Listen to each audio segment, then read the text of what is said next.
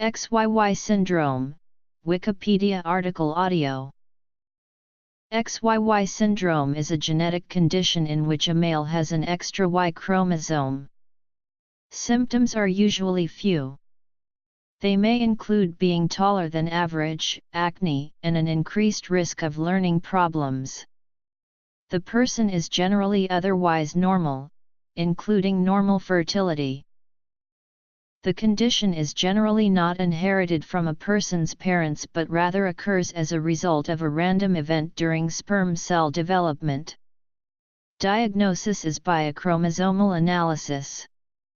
There are 47 chromosomes, instead of the usual 46, giving a 47 XYY karyotype. Signs and symptoms. Physical traits. Treatment may include speech therapy or extra help with schoolwork. Outcomes are generally good. Prevention is not possible. The condition occurs in about 1 in 1,000 male births. Many people with the condition are unaware that they have it. The condition was first described in 1961. People with the 47 XYY karyotype have an increased growth velocity from early childhood, with an average final height approximately 7 cm above expected final height. In Edinburgh, Scotland, 847 XYY boys born 1967-1972 and identified in a newborn screening program had an average height of 188.1 cm at age 18. Their father's average height was 174.1 cm. Their mother's average height was 162.8 cm.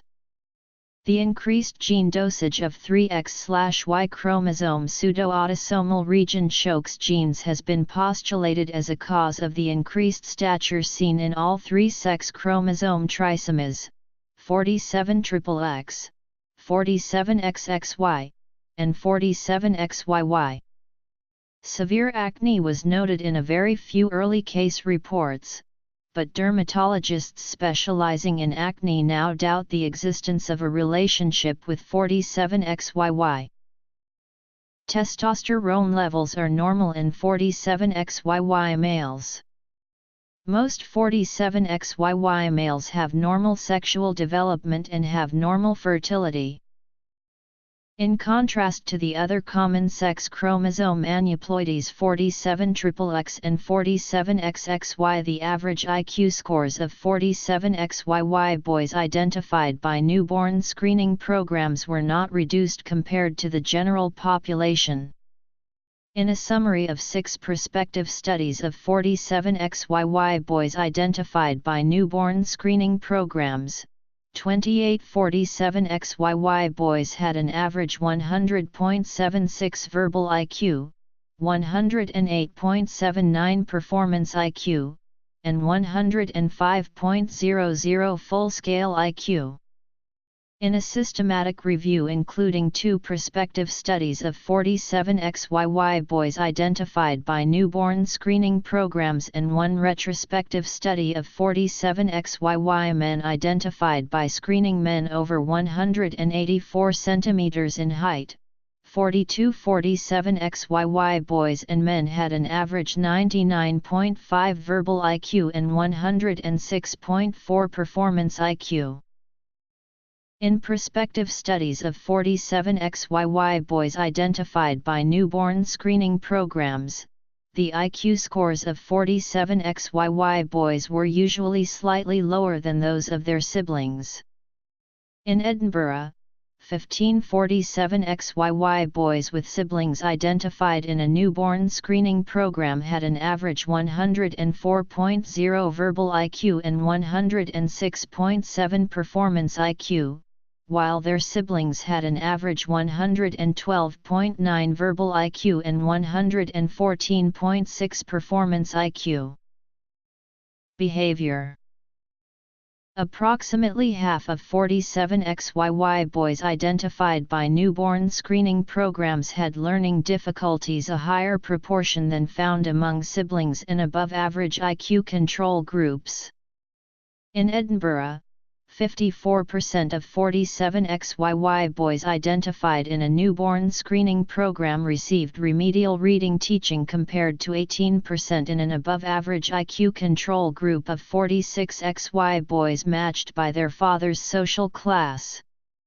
In Boston, USA, 55% of 47XYY boys identified in a newborn screening program had learning difficulties and received part-time resource room help compared to 11% in an above-average IQ control group of 46XY boys with familial balanced autosomal chromosome translocations. Developmental delays and behavioral problems are also possible, but these characteristics vary widely among affected boys and men, are not unique to 47XYY and are managed no differently from in 46XY males. Aggression is not seen more frequently in 47XYY males. Cause: 47XYY is not inherited, but usually occurs as a random event during the formation of sperm cells. An incident in chromosome separation during anaphase 2 called non-disjunction can result in sperm cells with an extra copy of the Y chromosome. If one of these atypical sperm cells contributes to the genetic makeup of a child, the child will have an extra Y chromosome in each of the body's cells. In some cases, the addition of an extra Y chromosome results from non-disjunction during cell division during a postzygotic mitosis in early embryonic development. This can produce 46XY/47XYY mosaics. 47XYY syndrome is not usually diagnosed until learning issues are present. The syndrome is diagnosed in an increasing number of children prenatally by amniocentesis and chorionic villus sampling in order to obtain a chromosome karyotype, where the abnormality can be observed. Diagnosis: it is estimated that only 15–20% of children with 47XYY syndrome are diagnosed within their lifetime. Of these, approximately 30% are diagnosed prenatally. For the rest of those diagnosed after childbirth, around half are diagnosed during childhood or adolescence due to developmental delays or learning difficulties. The rest are diagnosed for a variety of reasons, including a small percentage due to fertility problems. Epidemiology: around 1 in 1,000 boys are born with a 47XYY karyotype. The incidence of 47XYY is not known to be affected by the parents' ages. History: in April 1956, Hereditas published the discovery by cytogeneticists Johan Tigeo and Albert Levan at Lund University in Sweden that the normal number of chromosomes in diploid human cells was 46, not 48 as had been believed for the preceding 30 years. In the wake of the establishment of the normal number of human chromosomes, 47XYY was the last of the common sex chromosome aneuploidies to be discovered. 2 years after the discoveries of 47XXY, 45X, and 47XXX in 1959. Even the much less common 48XXYY had been discovered in 1960, a year before 47XYY. Screening for those X chromosome aneuploidies was possible by noting the presence or absence of female sex chromatin bodies in the nuclei of interphase cells in buccal smears, a technique developed a decade before the first reported sex chromosome aneuploidy. An analogous technique to screen for Y chromosome aneuploidies by noting supernumerary male sex chromatin bodies was not developed until 1970. A decade after the first reported sex chromosome aneuploidy. 1960s. The first published report of a man with a 47XYY karyotype was by internist and cytogeneticist Avery Sandberg and colleagues at Roswell Park Memorial Institute in Buffalo, New York in 1961. It was an incidental finding in a normal 44-year-old, 6 feet tall man of average intelligence who was karyotyped because he had a daughter with Down syndrome. Only a dozen isolated 47XYY cases were reported in the medical literature in the 4 years following the first report by Sandberg. Then, in December 1965 and March 1966, Nature and The Lancet published the first preliminary reports by British cytogeneticist Patricia Jacobs and colleagues at the MRC Human Genetics Unit at Western General Hospital in Edinburgh of a chromosome survey of 315 male patients at State Hospital in Carstairs, Lanarkshire, Scotland's only special security hospital for the developmentally disabled that found 9 patients, ages 17 to 36, averaging almost 6 feet in height, had a 47XYY karyotype, and mischaracterized them as aggressive and violent criminals. Over the next decade, almost all published XYY studies were on height-selected, institutionalized XYY males. In January 1968 and March 1968, The Lancet and Science published the first U.S. reports of tall, institutionalized XYY males by Mary Telfer, a biochemist, and colleagues at the Elwyn Institute. Telfer found 5 tall, developmentally disabled XYY boys and men in hospitals and penal institutions in Pennsylvania, and since 4 of the 5 had at least moderate facial acne, reached the erroneous conclusion that acne was a defining characteristic of XYY males. After learning that convicted mass murderer Richard Speck had been karyotyped, Telfer not only incorrectly assumed the acne-scarred Speck was XYY, but reached the false conclusion that Speck was the archetypical XYY male or supermale, as Telfer referred to XYY males outside of peer-reviewed scientific journals. In April 1968, The New York Times, using Telfer as a main source, introduced the XYY genetic condition to the general public in a 3-part series on consecutive days that began with a Sunday front-page story about the planned use of the condition as a mitigating factor in 2 murder trials in Paris and Melbourne, and falsely reported that Richard Speck was an XYY male and that the condition would be used in an appeal of his murder conviction.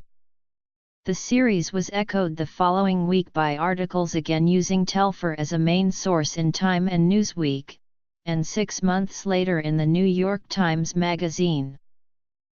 In December 1968, the Journal of Medical Genetics published the first XYY review article by Michael Court Brown, director of the MRC Human Genetics Unit, which reported no overrepresentation of XYY males in nationwide chromosome surveys of prisons and hospitals for the developmentally disabled and mentally ill in Scotland, and concluded that studies confined to institutionalized XYY males may be guilty of selection bias, and that long-term longitudinal prospective studies of newborn XYY boys were needed. 1970s. In May 1969, at the annual meeting of the American Psychiatric Association, Telfer and her Elwyn Institute colleagues reported that case studies of the institutionalized XYY and XXY males they had found convinced them that XYY males had been falsely stigmatized and that their behavior may not be significantly different from chromosomally normal 46XY males. 1980s and later. In June 1969, the National Institute of Mental Health Center for Studies of Crime and Delinquency held a 2-day XYY conference in Chevy Chase, Maryland. In December 1969, with a grant from the NIMH Center for Studies of Crime and Delinquency, cytogeneticist Digamber Borgier-Onker at Johns Hopkins Hospital began a chromosome survey of boys ages 8 to 18 in all Maryland institutions for delinquent, neglected, or mentally ill juveniles, which was suspended from February-May 1970 due to an American Civil Liberties Union lawsuit about the lack of informed consent. Concurrently, through 1974, psychologist John Money at Johns Hopkins Hospital experimented on 13 XYY boys and men in an unsuccessful attempt to treat their history of behavior problems by chemical castration using high-dose Depo-Provera with side effects of weight gain and suicide. Nielsen, Johannes. XYY males. An orientation. In the late 1960s and early 1970s, screening of consecutive newborns for sex chromosome abnormalities was undertaken at 7 centers worldwide, in Denver, Edinburgh, New Haven, Toronto, Aarhus, Winnipeg, and Boston. The Boston study, led by Harvard Medical School child psychiatrist Stanley Walzer at Children's Hospital, was unique among the 7 newborn screening studies in that it only screened newborn boys and was funded in part by grants from the NIMH Center for Studies of Crime and Delinquency. The Edinburgh study was led by Shirley Ratcliffe, who focused her career on it and published the results in 1999. In December 1969, Lorzek at the Karolinska Institute in Stockholm first reported intense fluorescence of the AT-rich distal half of the long arm of the Y chromosome in the nuclei of metaphase cells treated with quinacrine mustard. In April 1970, Peter Pearson and Martin Bobrow at the MRC Population Genetics Unit in Oxford and Canino Voza at the University of Oxford reported fluorescent male sex chromatin bodies in the nuclei of interphase cells in buccal smears treated with quinacrine dihydrochloride, which could be used to screen for Y chromosome aneuploidies like 47XYY. In June 1970, The XYY Man was published, the first of 7 Kenneth Royce spy novels whose fictional tall, intelligent, non-violent XYY hero was a reformed expert cat burglar recruited by British intelligence for dangerous assignments and later adapted into a 13-episode British summer television series broadcast in 1976 and 1977. In other fictional television works, a January 1971 episode By the Pricking of My Thumbs of the British science fiction TV series Doomwatch featured an XYY boy expelled from school because his genetic condition led him to be falsely accused of nearly blinding another boy. A November 1993 episode Born Bad of the American police procedural TV series Law and Order portrayed a 14-year-old XYY sociopathic murderer, and the May 2007 season finale episode Born to Kill of the American police procedural TV series CSI: Miami depicted a 34-year-old XYY serial killer. The false stereotype of XYY boys and men as violent criminals has also been used as a plot device in the horror films Il Gatto a Nuovo Code in February 1971 and Alien 3 in May 1992. Society and culture. In December 1970, at the annual meeting of the American Association for the Advancement of Science, its retiring president, geneticist H. Bentley Glass, cheered by the legalization of abortion in New York, envisioned a future where pregnant women would be required by the government to abort XYY sex deviants. Mischaracterization of the XYY genetic condition was quickly incorporated into high school biology textbooks and medical school psychiatry textbooks, where misinformation still persists decades later. In 1973, child psychiatrist Herbert Schreier at Children's Hospital told Harvard Medical School microbiologist John Beckwith of Science for the People that he thought Walzer's Boston XYY study was unethical. Science for the People investigated the study and filed a complaint with Harvard Medical School about the study in March 1974. In November 1974, Science for the People went public with their objections to the Boston XYY study in a press conference and a New Scientist article alleging inadequate informed consent, a lack of benefit but substantial risk to the subjects, and that the unblinded experimental design could not produce meaningful results regarding the subjects' behavior. In December 1974, the Harvard Standing Committee on Medical Research issued a report supporting the Boston XYY study, and in March 1975, the faculty voted 199-35 to allow continuation of the study. After April 1975, screening of newborns was discontinued. Changes to informed consent procedures and pressure from additional advocacy groups, including the Children's Defense Fund, having led to the discontinuation of the last active U.S. newborn screening programs for sex chromosome abnormalities in Boston and Denver.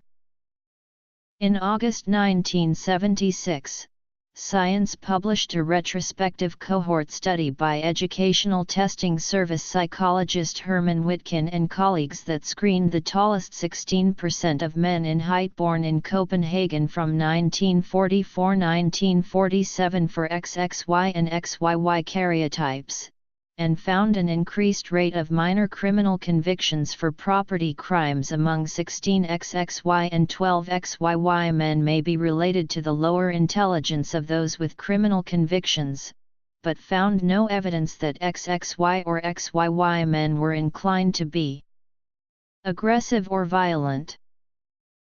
The March of Dimes sponsored 5 international conferences in June 1974, November 1977, May 1981, June 1984, and June 1989, and published articles from the conferences in book form in 1979, 1982, 1986, and 1991 from 7 longitudinal prospective cohort studies on the development of over 300 children and young adults with sex chromosome abnormalities identified in the screening of almost 200,000 consecutive births in hospitals in Denver, Edinburgh, New Haven, Toronto, Aarhus, Winnipeg, and Boston from 1964 to 1975. These 7 studies, the only unbiased studies of unselected individuals with sex chromosome abnormalities, have replaced the older, biased studies of institutionalized individuals in understanding the development of individuals with sex chromosome abnormalities. In May 1997, Nature Genetics published the discovery by Ercole Rao and colleagues of the X/Y chromosome pseudoautosomal region Shox gene, haploinsufficiency of which leads to short stature in Turner syndrome. It was subsequently postulated that the increased gene dosage of 3 Shox genes leads to tall stature in the sex chromosome trisomies 47XXX, 47XXY, and 47XYY.